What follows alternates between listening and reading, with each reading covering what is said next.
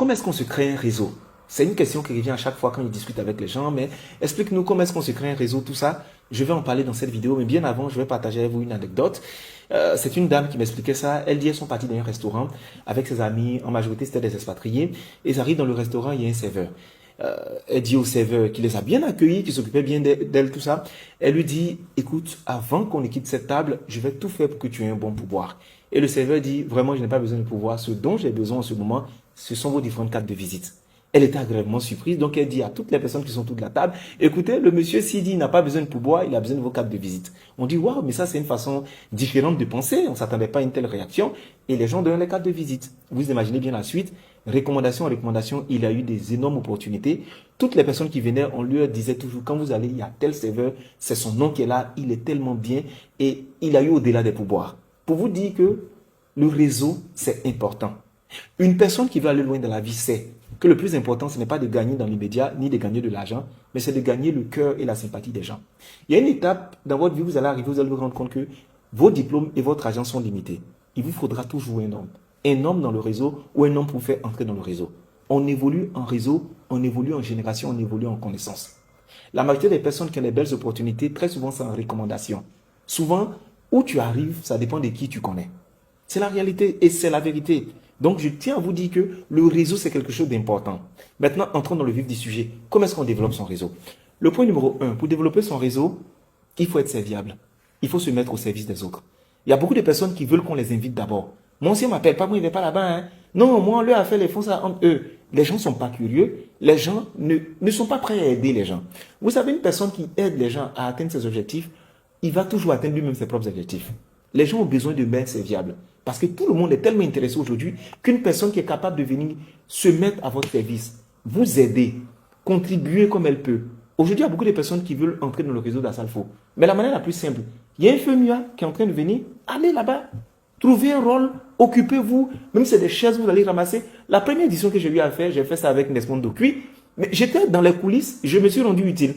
C'était ça mon objectif, me rendre utile, prendre des chaises, déposer, communiquer sur les réseaux, faire ce qu'on ne m'a pas envoyé, j'ai fait ça. C'est comme ça, est-ce qu'on rentre dans la sympathie de certaines personnes? C'est comme ça qu'on élargit son réseau. Parce que là-bas, c'est sûr que j'allais rencontrer des personnes. Mais il y a beaucoup de personnes que je connais qui veulent avoir un réseau, mais qui ne veulent pas se mettre au service des gens. Mais qui attendent que les gens se mettent à leur service. Si vous proposez vos services qu'on n'en veut pas, c'est un autre cas. Mais proposez-vous toujours. Ça marche, je vous promets. Le point numéro 2. Soyez excellent dans votre domaine. Vous savez, quand tu es très bon dans ce que tu fais, tu ne coupes pas à quoi le réseau vient à toi. Parce que les gens auront le réflexe de te recommander.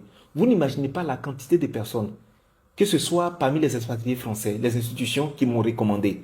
Parce qu'on avait bossé une fois ou bien 2 fois ensemble. Parce qu'il y a d'autres mecs qui ont entendu parler de moi, qui m'ont dit, ah, je suis venu à demander à des personnes, à 2-3 personnes, ton nom revient à chaque fois.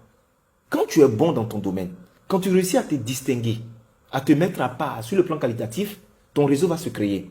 Parce que tu n'as même pas besoin de te présenter, les gens te connaissent déjà. Les gens entendent parler de toi à cause du sérieux, à cause de la différence, à cause de la qualité que tu mets dans ce que tu fais. Donc, devenez excellent dans ce que vous faites, de telle sorte que les gens qui sont en haut vont vous rechercher. Parce que je dis toujours, une personne qui est excellente dans son domaine ne reste pas pendant longtemps dans l'anonymat. Les grands viennent chercher la personne. Donc ça, c'était le point numéro 2.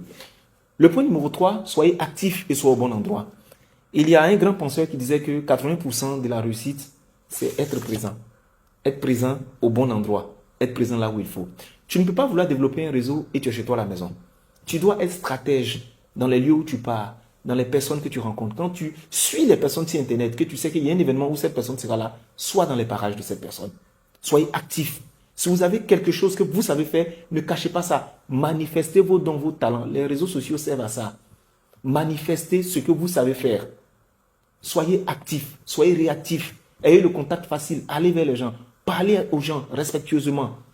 Mais ayez des techniques d'approche. Allez à des événements, à des rencontres, à des colloques. Triez où vous partez. Quand on veut bâtir un réseau, on ne reste pas à la maison le week-end à regarder la télé tout le temps.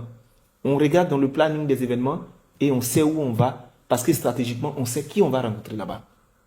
Selon votre réseau, selon votre cible que vous recherchez à introduire dans vos réseaux, vous devez aussi modeler vos déplacements selon ça. Le point numéro 4, et ça c'est un conseil que je donne à beaucoup de personnes, quand vous prenez les cartes des visites des gens, ne gardez pas les cartes. Moi, ce que je fais, tu me donnes ta carte, j'enregistre ton numéro dans mon téléphone, je t'envoie un message WhatsApp rapidement. L'idée, c'est que il y a déjà un contact entre nous. Si tu me donnes ta carte, la carte peut se perdre. Il y a énormément de cartes, même, je n'ai même pas lu. Gardez le contact avec les gens. Le premier contact à faire rentrer dans votre réseau, c'est justement d'envoyer un message de coucou, bonjour, voici. Dès que quelqu'un me donne sa carte, mon réflexe est non, donne ton numéro. Je l'introduis directement dans mes contacts. Parce que si je veux qu'il soit une relation, il faut qu'il soit déjà dans mes contacts.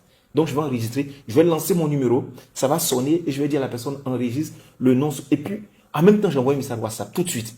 De telle sorte que si j'ai des choses à poster sur WhatsApp, la personne va voir. Si la personne aussi a des choses qu'elle poste, je verrai. Et c'est comme ça que le relationnel se crée.